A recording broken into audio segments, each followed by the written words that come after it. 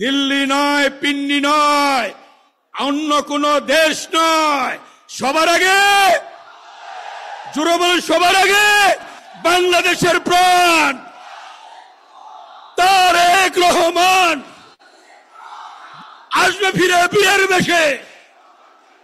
তারেক রহমান বাংলাদেশে। তারেক রহমান সেদিনও কিন্তু আন্দোলনের কর্মসূচিতে অংশগ্রহণ করেছেন 90-এ। তার পরবর্তী ইতিহাস জানেন? তার পরবর্তী ইতিহাস দীর্ঘ 16টি বছরে প্রায় 1 দশক দেশ নায়ক তারেক রহমান আন্দোলনের কর্মসূচি ঘোষণা করেছেন। সেই আন্দোলনের মধ্য দিয়ে আপনারা দেখেছেন যে কথাটি সুদূর প্রসারী চিন্তা করে বলেছিলেন জনাব তারেক রহমান, দেশ যাবে কোন পথে, ফয়সালা হবে। ফয়সালা কোথায় হবে? কে বলেছিলেন? তারেক রহমান। সেই ফয়সালা কিন্তু রাজপথে হয়েছে। তারেক রহমানের বক্তব্য সঠিক হয়েছে। শুধু তাই নয়, তিনি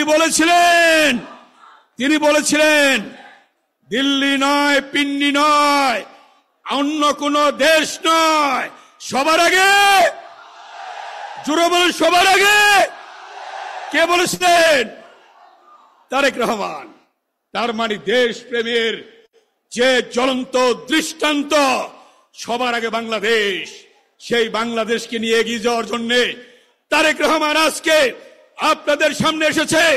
আমরা চাই দ্রুত সম্ভব তারেক রহমান বাংলাদেশে আসবেন। 2 হাত তুলে দেখান, সবাই 2 হাত তুলে দেখান এবং করতালি দিয়ে বলেন বাংলাদেশের প্রাণ তারেক রহমান, বাংলাদেশের প্রাণ তারেক রহমান আসবে ফিরে বিয়ের বেশে।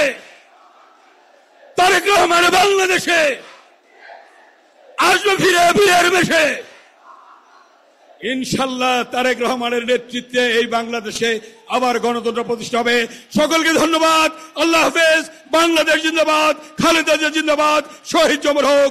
দেশ নায়ক তারেক রহমান জিন্দাবাদ।